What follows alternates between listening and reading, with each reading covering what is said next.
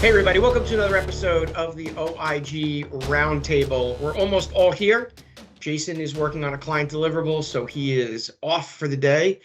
But I've got Matt Kachansky, manager on our SIU investigative team, working on a pretty large process improvement project for one of our SIU clients, and Wade McFall, a member of our investigative SIU team. I am Eric Rubenstein, Senior Director of Litigation, Fraud, Waste, and Abuse. And while my t-shirt says I'd rather be watching NYPD Blue, it's not true. I'd rather be here with you guys. Not true.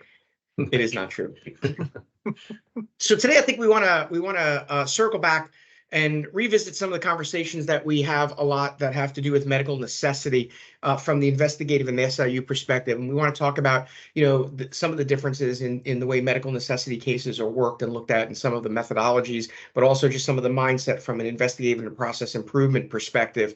And medical necessity cases are generally cases that at least the U.S. government in prosecuting criminally typically does not like to get too involved with because of the differences of opinion. Medical necessity cases fall into a couple of categories.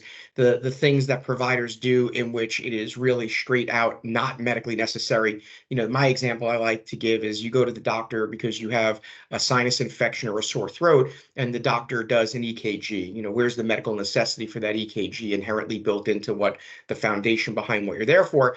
But then you have other instances that have to do with medical necessity from a clinical perspective. Like, for example, there was a window of time where interventional cardiology was the flavor of the day for investigations at plans and at the OIG, and the question of occlusion of a cardiac vessel and whether or not that cardiac vessel needs a stent or not. I bring this up because our April LinkedIn Live, we're going to be spending about an hour talking to two lawyers that I worked with here on a very large project involving a interventional cardiologist who was criminally prosecuted for what was essentially either a civil dispute or a battle of the experts. And so it got us to thinking about how that intertwines in the SIU space from a fraud, waste, abuse perspective. And I think if we're talking about this from a strictly from a service rendered that had a lack of medical necessity versus this battle of the experts, from an investigative perspective, you really need to be able to make that call quickly for ROI purposes, for investigative management purposes, and the like. But I want to start with you, Wade, because when we're talking about medical necessity, you've got these two areas, right? One is going to be a battle of the experts, and the one is this is clearly just to pump up a bill. And as long as there isn't a patient harm factor, because you get into patient harm on these, there could be a differentiator. But, you get these cases all the time. When you were at the OIG, we would get them all the time. You look at them now from the SIU perspective.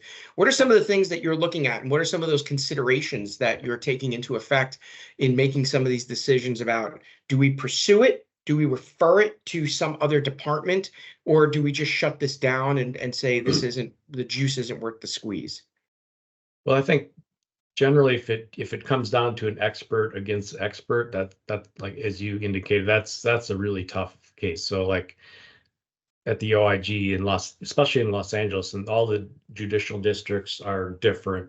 That may fly in a lot of different districts, but it wouldn't in Los Angeles. And as we were talking about before, I was kind of fortunate that I was in the Los Angeles region, but we had offices in Phoenix, in Las Vegas, and San Diego, where the cases were not, the same as they were in Los Angeles. So if we could get some kind of nexus in those judicial districts, we could probably work it from there, where the agents there, frankly, they didn't have the same type of cases that we were working in Los Angeles. So I guess I'm getting kind of off of that, but the expert on expert was really tough, and we wouldn't open those in Los Angeles. I frankly just had too many other cases where there were services not rendered, or if it was a medical necessity issue, it was like you were describing. There was a lot more space between what should have happened and what actually did. So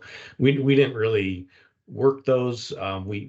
As I've discussed before, we had other avenues that we could work stuff. So we might take it to, if we could work it with the Mafuku, with the DOJ attorneys, with the state. We had other options to work it, but as far as taking a case that was going to be a medical necessity expert versus expert to the U.S. Attorney's Office, they wouldn't even waste their time because they're not going to work that. Right. And what you're talking about a little bit is, at the OIG, there was the ability to reallocate resources, right? If you had an agent that was a little underassigned on their caseload or was in a different part of the region, but they had the ability to do some of the work on the case, you can reallocate resources. Obviously what we're all learning out there, and I hate the phrase do more with less, because it's impossible to do more with less. What you can work to do is achieve the same with less, right? That's, you really can't do more with less, but particularly I love when people say 110%. Well, you can only give 100%. So, but even within the SIU space, I think because resources tend to be, in some cases, as limited or more limited, but it's not like you can say, hey, I'm at plan A, and this case is an important case, but we're too busy. There's no one else to give it to, right? You can't ship it off to someone else. So it really becomes an important piece of the investigative case vetting process, right? So it's making sure that, is this really a services not rendered case that is a little bit more clear and obvious? And that isn't necessarily clear and obvious when you first open it. But, obviously, if you've got somebody where you look and you see their diagnosis is a sore throat and they got an EKG, like what's the, maybe there's a non sequitur, so maybe you look at it. But if it's something where you're talking about doing something like putting a stent in on something where there's a battle of the experts, you have to take kind of a second look at that. So Matt, so I want to go to you, because this goes into kind of a combination of that resource allocation and then from that process improvement perspective, but it also gets down to, and Wade kind of alluded to, using those resources, which equates in our space to hashtag return on investment. Sure. And, part of that argument is, let's start even from the UPIC perspective, right? CMS is constantly asking for more of whatever it is, right? So your feet are to the fire. And I know we talk a lot about what's known as the MCC, the major case coordination, and this whole premise of how some cases make it through MCC to go on for investigations and others don't. And this, I use the phrase all the time, this push-pull, but these differing opinions or views, and medical necessity becomes one of the top ones. Now, just as kind of a related aside, if you just go in and do an internet search for medical necessity CMS program integrity manual, medical necessity is referenced in multiple chapters of what's known as the PIM. And the definition of medical necessity from the CMS side, it works. When I read it, it's very heavily centered upon documentation. And so is it a documented service versus a battle of the experts? But that all falls in with that resource allocation, that vetting, and that ROI. Yeah, the definition is, did the documentation in the medical records support the medical necessity of the procedure that was billed? And, that could be a battle of the experts as well. As, in the UPIC and with the SIUs, you've got to look at the breadth of the medical necessity. Is it an invasive procedure where there's risk of, there's risk to the or abuse of the patients? Is it, with putting in a stent that's unnecessary? That's a pretty invasive procedure going in. It's cardiac surgery. Are they, if they're not necessary, that's a pretty big challenge for the patient. The other is, is the medical necessity related to some other activity, such as the optometrists that are billing the TCDs because, they just bought this big expensive piece of equipment and they want to use it. It's a revenue generator for them. It's outside their usual sphere of specialty. So those types of decisions, when you get these complaints, what's the specialty? What are they doing? Is there something going on behind the scenes that would cause them to do that? That's going to allow you to make those kind of determinations up front, whether those cases should be open or not. Sometimes it's going to be as simple as, they're doing these things because they're being paid to do them by another doctor that's referring them the patients. So there's kickback situations. You don't know that up front, but you've got to look at the data to see whether or not, okay, they're spiking in this procedure. Oh, look, all the patients they're receiving are coming from this one source. So let's take a look at this a different way. So you've got to take the totality of the circumstances in when making those decisions. And let's just stay on that for a minute, because the premise of a medically unnecessary procedure in an office, where we're talking about, like you talked about this with optometrists or ophthalmologists with transcranial Doppler, TCD, right? And I worked last year, we here at Advise, I was working on a project involving a self-disclosure involving an ophthalmologist who bought a machine to do the TCDs. And he relied upon the billing and coding advice given by the manufacturer on you need to be, if you're going to do this service, this procedure, the patient has to have this diagnosis as the primary diagnosis. Well, this provider had none of his patients had ever had that diagnosis. All of a sudden, that machine comes in and they go here. Now, he did the self-disclosure, disclosing this as part of other behavior. So it was, while kind of like, while I'm under the hood changing the oil, I'm going to change the spark plugs. Like, I might as well admit that I've done this as well. And that becomes a factor, right? So the data analytics can in some ways help you to understand the medical necessity piece of something. I remember working a number of cases at the OIG and even here involving a procedure called enhanced external counterpulsation, EECP. It's a G code, G0166. And I remember it because it's a very, very specific policy on when you can do it. The patient has to have it was either stage 2 or stage 3 angina where they weren't a surgical candidate. It's 35 sessions, once or twice a day, 5 days a week for the length. And what I noticed in doing some of the projects here and when I was an OIG agent is patients didn't have a diagnosis of unstable angina until they got their first service. So all of a sudden they got this diagnosis of it. And like, how does that miraculously occur, right? And the data can show you that. You would expect the person to have had a diagnosis of unstable class 3 angina at least 1 or 2 visits before associated with an E&M, right? Which they didn't have. So I want to stay on this a little bit, because the other piece of this puzzle then becomes medical necessity relative to prior authorizations. Now, for those that work primarily in the Medicare space or the Medicare Advantage space, you know that prior authorizations in the traditional Medicare space are really limited. There's only a few. There were some pilot projects that were done with non-emergency, non-routine ambulance transports. There are some OIG studies that showed unbelievable savings to the program as a result of medical necessity with regard to these transportations. But we see it a lot in the MCO space. We see it a lot in the commercial space. Prior authorizations, and then instances of denials after a prior authorization was hit for medical necessity. So, and I know, Matt, we talked a little bit about this, about the ROI that's needed, that you're spending all this time, effort, and energy to have your provider do a prior authorization, and then all of the time, effort, and energy to approve a prior authorization, right? It's not done, it's done electronically. There's platforms, there's compliance issues, and then you turn around and get a denial, and there's medical necessity based on that. So that's a whole other wrinkle to an investigation where you've got a prior authorization, a provider does the service, and then they get denied, and then they end up in the payment integrity issue.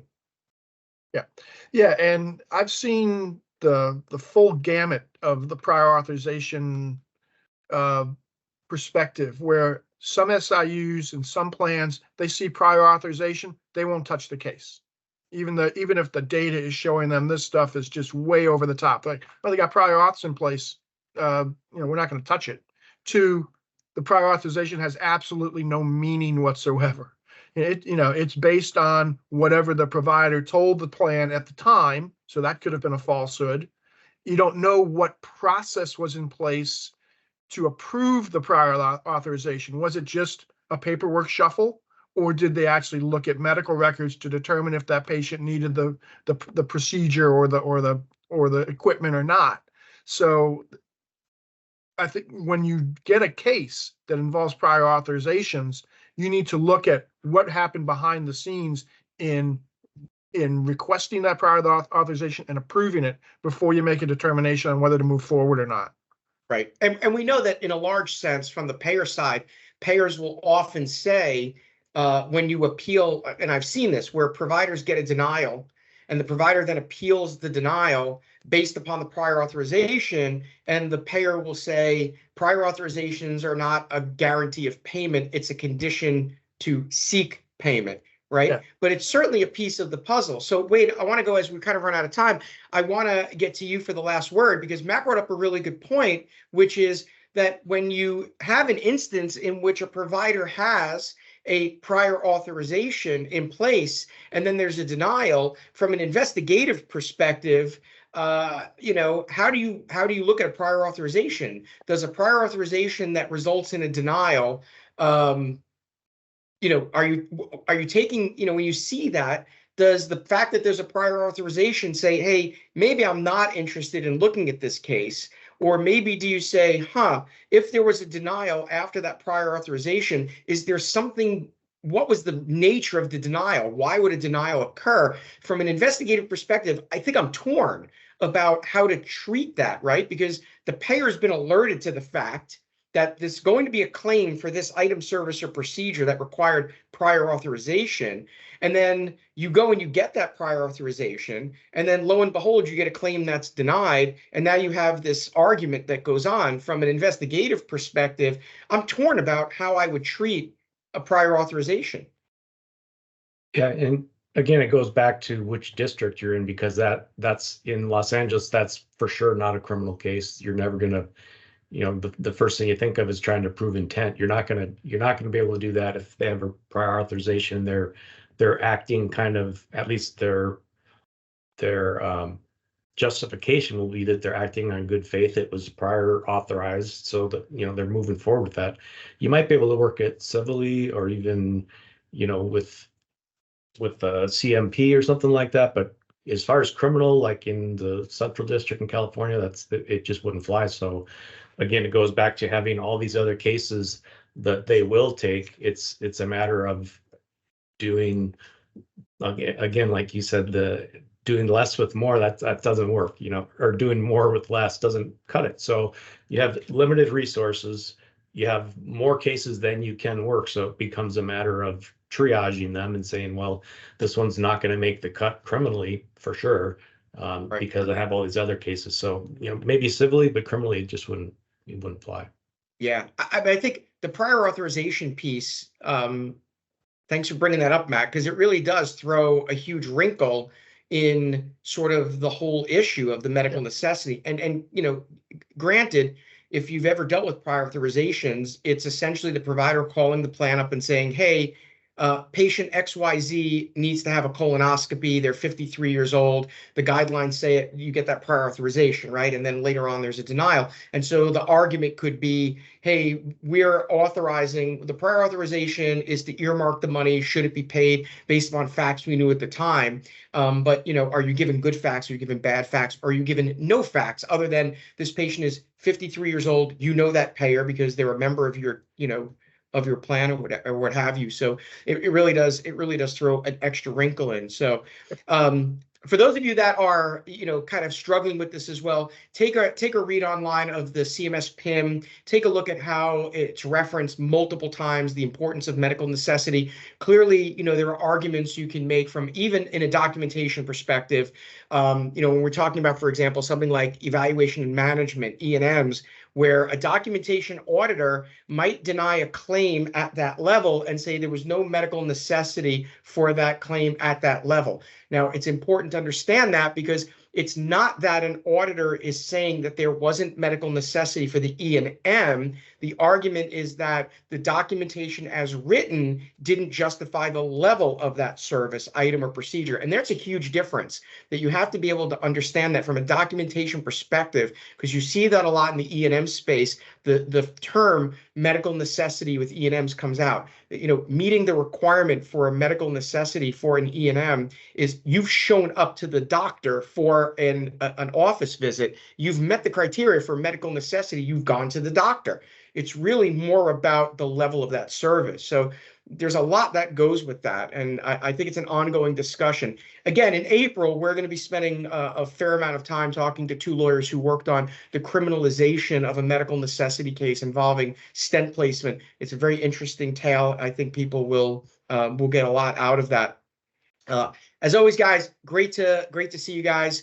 Again, for those of you that are listening, watching, and enjoying these podcasts, please continue to let us know of topics and ideas that we can present to you on these OIG roundtables. And again, if you're not getting our newsletter, feel free to shoot us an email at hello@advizehealth.com. You get your newsletter to your inbox every Friday afternoon. You can click right onto the OIG roundtables. You'll be able to get old OIG roundtables are recorded LinkedIn Lives off of our YouTube channel. You just go up to YouTube, look for Advise Health, subscribe, and you can get that content delivered to you as a subscriber. So again, good seeing you, Matt. Good seeing you, Wade. And thanks for tuning in to this week's episode of the OIG Roundtable.